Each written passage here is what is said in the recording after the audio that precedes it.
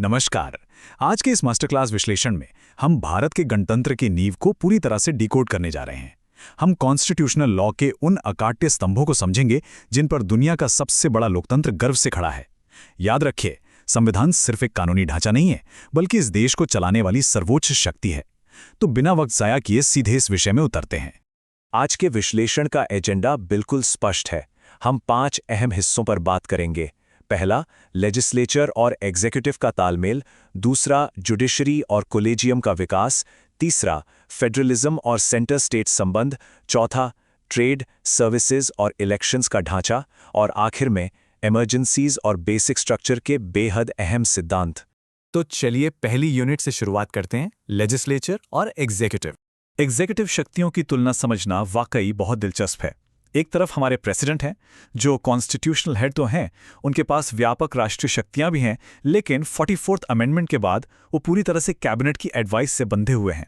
दूसरी तरफ राज्यों में गवर्नर होते हैं, वो भी कॉन्स्टिट्यूशनल हेड हैं, लेकिन ध्यान देने वाली बात यह है कि उनके पास कुछ खास डिस्क्रेशनरी पावर्स यानी विवेकाधीन शक्तियां होती हैं, जैसे किसी बिल को सुरक्षित रखना। ये बारीक अंतर ही हमारे संघीय ढांचे को बैलेंस करता है। अब भारतीय राजनीति में आयाराम गयाराम यानी दल बदल की समस्या काफी पुरानी रही है। इसे रोकने के लिए 1985 में 52nd अमेंडमेंट के जरिए 10th शेड्यूल लाया गया, जिसे हम एंटी डिफेक्शन लॉ कहते हैं। इसका सीधा सा मतलब है कि अगर कोई चुना हुआ प्रतिनिधि अपनी मर्जी से पार्टी छोड़ता है या फिर पार्टी के विप के खिलाफ जाकर वोट करता है, तो उसे सीधे अयोग्य घोषित कर दिया जाएगा। इस कानून ने राजनीति को साफ करने का बड़ा प्रयास किया, लेकिन साथ ही इसने न्यायपालिका के लिए एक नया दरवाजा भी खोल दिया। और इसी एंटी डिफेक्शन लॉ से जुड़ा एक ऐतिहासिक सुप्रीम कोर्ट का फैसला है कि होटो होलोहान वर्सेस जैकिलहू। मेन इशू ये था कि क्या 10th शेड्यूल के तहत स्पीकर का डिसीजन फाइनल है, क्या वो जुडिशियल रिव्यू से बाहर है। सुप्रीम कोर्ट ने यहां बहुत साफ शब्दों में कहा कि 10th शेड्यूल पूरी तरह से वैलिड है, बेसिक स्ट्रक्चर का हिस्सा है, लेकिन स्पीकर का फैसला जुडिशियल रिव्यू से इम्यून नहीं है। अगर उनके फैसले में माला फिडीज यानी कोई दुर्भावना या पक्षपात दिखता है, तो अदालतें बिल्कुल दखल देंगी। ये रूल ऑफ लॉ की एक बहुत बड़ी जीत थी। आइए अब बढ़ते हैं हमारी दूसरी यूनिट की तरफ, जुडिशरी और कोलेजियम। ये जो टाइमलाइन है, ये न्यायपालिका और कार्यपालिका के बीच जजों की नियुक्ति को लेकर चले आ रहे उस ऐतिहासिक संघर्ष को दिखाती है।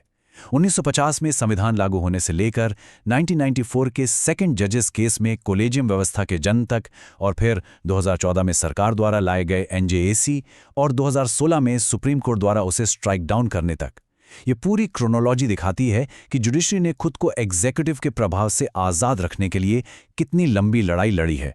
इस लड़ाई में सेकंड जजेस केस, जिसे SCORA केस भी कहते हैं, उसका बहुत बड़ा रोल है। यहां असल बहस आर्टिकल 124(2) में लिखे शब्द कंसल्टेशन पर थी। सुप्रीम कोर्ट ने इसकी एक बहुत ही शानदार व्याख्या की। कोर्ट ने तय किया कि जजों की नियुक्ति में कंसल्टेशन का मतलब सिर्फ एक सलाह लेना नहीं है, बल्कि इसका मतलब कंकरेंस यानी पूर्ण सहमति है। इसका सीधा अर्थ यह हुआ कि चीफ जस्टिस ऑफ इंडिया की राय ही सर्वोपरि होगी, और बस यहीं से कोलेजियम प्रणाली की मजबूत नींव रखी गई, जिसने न्यायिक स्वतंत्रता को और ताकत दी।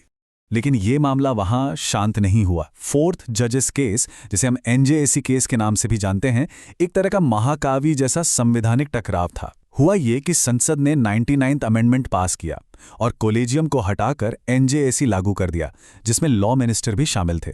सुप्रीम कोर्ट ने इसकी निष्पक्ष जांच की और इस संशोधन को सिरे से असंवैधानिक घोषित कर दिया। कोर्ट का तर्क एकदम स्पष्ट था, नियुक्ति प्रक्रिया में एग्जीक्यूटिव को वीटो पावर देना जुडिशियल इंडिपेंडेंस के लिए एक सीधा खतरा है, और नतीजतन कोलेजियम को फिर से बहाल कर दिया गया। अब शिफ्ट करते हैं यूनिट 3 पर, फेडरलिज्म और सेंटर स्टेट संबंध। हमारे संविधान निर्माताओं ने शक्तियों का जो विभाजन किया है, वो बहुत ही स्पष्ट है। यूनियन लिस्ट में डिफेंस और फॉरेन अफेयर्स जैसे 100 विषय हैं जिन पर सिर्फ हमारी संसद कानून बना सकती है। स्टेट लिस्ट में 61 विषय हैं, जैसे पुलिस और हेल्थ, जो राज्यों के एक्सक्लूसिव अधिकार क्षेत्र में आते हैं। लेकिन सबसे क्रिटिकल है कॉन्करेंट लिस्ट, जहां दोनों ही कानून बना सकते हैं। अब सवाल है कि अगर दोनों के कानून आपस में टकरा जाएं तो क्या होगा। यहीं पर लागू होता है डॉक्ट्रिन ऑफ रेप्युग्नेंसी, यानी टकराव की स्थिति में हमेशा केंद्र का कानून ही प्रिवेल करेगा। शक्तियों के इस बंटवारे में सबसे ज्यादा विवाद आर्टिकल 356 यानी राष्ट्रपति शासन को लेकर रहा है। इस संदर्भ में state of Rajasthan versus union of India का केस एक टर्निंग पॉइंट साबित हुआ। बात 1977 की है, जब एक साथ कई राज्य सरकारों को बर्खास्त कर दिया गया था। इस केस में सुप्रीम कोर्ट ने एक बहुत बड़ा सिद्धांत स्थापित किया कि आर्टिकल 356 के तहत राष्ट्रपति की संतुष्टि अदालतों की पहुंच से बाहर नहीं है। अदालतें बिल्कुल इस बात की समीक्षा कर सकती हैं कि राष्ट्रपति शासन लगाने के पीछे कोई ठोस और वास्तविक आधार था भी या नहीं, यानी ये पूरी तरह से जस्टिशिएबल है। राष्ट्रपति शासन पर सबसे निर्णायक फैसला एसआर बोम्मई केस में आया। 1992 में बाबरी मस्जिद की घटना के बाद कई राज्य सरकारों की बर्खास्तगी की जांच करते हुए 9 न्यायाधीशों की संवैधानिक बेंच ने कुछ बेहद सख्त नियम तय किए।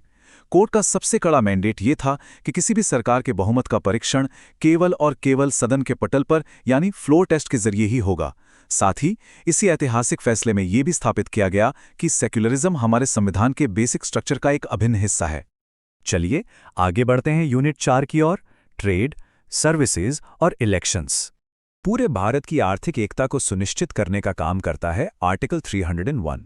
ये पूरे देश की टेरिटरी में व्यापार और वाणिज्य की फ्रीडम की गारंटी देता है। लेकिन यहाँ एक बात क्लियर करना बहुत जरूरी है। फ्रीडम का मतलब ये नहीं है कि कोई नियम ही नहीं होंगे। इसका मतलब है उन रिस्ट्रिक्शंस और टैक्स की अनुपस्थिति जो भेदभावपूर्ण है और जो माल की फ्री मूवमेंट में सीधा रुकावट पैदा करते हैं। इसे अतियाबारी टी को versus state of Assam case के जरिए एकदम सटीक तरीके से समझा जा सकता है। असम राज्य ने अंतर्देशीय जलमार्गों से चाय के ट्रांसपोर्ट पर एक टैक्स लगा दिया था। सुप्रीम कोर्ट ने इस टैक्स को पूरी तरह अमान्य कर दिया। कोर्ट ने कहा कि जो टैक्स व्यापार की मुक्त आवाजाही पर सीधा और प्रत्यक्ष प्रतिबंध लगाते हैं वो आर्टिकल 301 का वायलेशन है। अगर किसी राज्य को ऐसा कोई प्रतिबंध लगाना भी है तो उसे आर्टिकल 304B के सेफ्टी वॉल्व का इस्तेमाल करना होगा, जिसमें पहले राष्ट्रपति की मंजूरी लेना अनिवार्य है। हमारे लोकतांत्रिक और प्रशासनिक ढांचे को बनाए रखने वाले इन रक्षकों पर भी ध्यान देना बहुत जरूरी है। इलेक्शन कमीशन ऑफ इंडिया, जिसे आर्टिकल 324 के तहत निष्पक्ष और स्वतंत्र चुनाव कराने की असीम शक्तियां मिली हैं, और दूसरी तरफ हैं ऑल इंडिया सर्विसेज जैसे IAS और IPS अधिकारी। इन्हें मनमाने ढंग से डिसमिस नहीं किया जा सकता, क्योंकि इन्हें आर्टिकल 311 के तहत एक मजबूत संवैधानिक संरक्षण मिला हुआ है। अब हम आ पहुंचे हैं इस विश्लेषण के सबसे अहम और आखिरी हिस्से पर, यूनिट 5, इमरजेंसीज और बेसिक स्ट्रक्चर। इसे बहुत ध्यान से समझिएगा। आर्टिकल 352 के तहत नेशनल इमरजेंसी का लागू होना हमारे संघीय ढांचे के लिए एक विनाशकारी बदलाव होता है। जब इमरजेंसी लगती है तो भारत का फेडरल स्ट्रक्चर रातों रात एक यूनिटरी यानी एकात्मक राज्य में तब्दील हो जाता है। आर्टिकल 19 के तहत मिलने वाले आपके फंडामेंटल राइट्स सस्पेंड हो जाते हैं। हमारी संसद स्टेट लिस्ट के विषयों पर कानून बनाने लगती है। लोकसभा का कार्यकाल बढ़ाया जा सकता है और राज्यों की शक्तियां पूरी तरह से केंद्र के निर्देशों के अधीन हो जाती हैं। देखा जाए तो यह पावर का एब्सोल्यूट सेंट्रलाइजेशन है। अब इतनी बड़ी शक्तियों के बीच संविधान को बदलने यानी अमेंडमेंट की क्या प्रक्रिया है? आर्टिकल 368 इसके लिए बहुत सख्त प्रोसीजर तय करता है। मामूली बदलाव सिंपल मेजॉरिटी से हो जाते हैं, लेकिन ज्यादातर महत्वपूर्ण संवैधानिक संशोधनों के लिए स्पेशल मेजॉरिटी चाहिए होती है।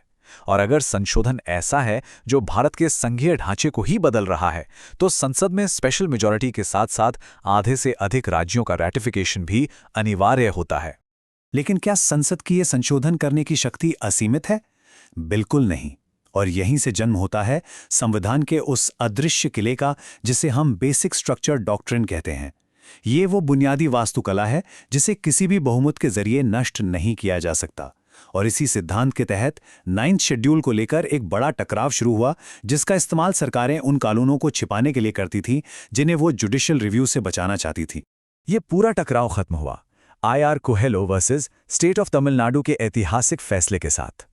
इस केस में 9 जजों की बेंच ने ये अंतिम प्रहार किया कि कोई भी विधायी ढाल, यहां तक कि 9th शेड्यूल भी बेसिक स्ट्रक्चर डॉक्ट्रिन की पैनी नज़र से नहीं बच सकता। सुप्रीम कोर्ट ने स्पष्ट कर दिया कि 24 अप्रैल 1973 के बाद 9th शेड्यूल में जोड़े गए किसी भी कानून की न्यायिक समीक्षा बिल्कुल की जा सकती है, अगर वो मौलिक अधिकारों के मूल ढांचे का उल्लंघन करता है।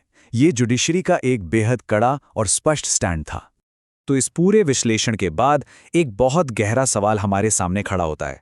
आखिर क्या होता है जब संसद की विधायी इच्छा शक्ति और गणतंत्र की संवैधानिक आत्मा के बीच सीधा टकराव होता है? जैसा कि हमने आज के इन लैंडमार्क जजमेंट्स में देखा, शक्तियों का यह संतुलन कोई ठहरी हुई चीज नहीं है।